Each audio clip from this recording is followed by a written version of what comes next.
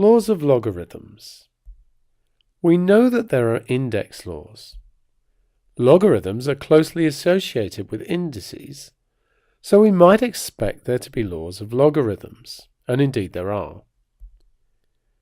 Law 1 states that log to the base a of x plus log to the base a of y is log to the base a of x multiplied by y. Note we have to have the same base throughout. We can prove this law. It's not difficult.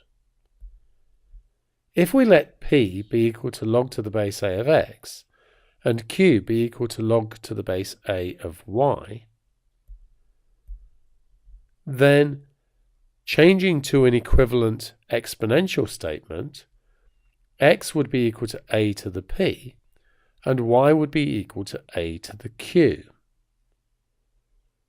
And then we just multiply them. So x multiplied by y would be a to the p multiplied by a to the q. And of course we can use an index law there. xy would be equal to a to the p plus q. And now we just change back to a logarithmic statement. So log to the base a of xy would be equal to p plus q. And of course, p was log to the base a of x, and q was log to the base a of y. So we've proven law 1. Law 2 is log to the base a of x take away log to the base a of y is log to the base a of x divided by y, and you'd prove it exactly the same sort of way. Law 3, which is one that comes up quite often, is that log to the base a of x to the power n is n log to the base a of x. This one would have been handy to use in some of the examples we've done previously. To prove this one, it's just basically law 1 repeated.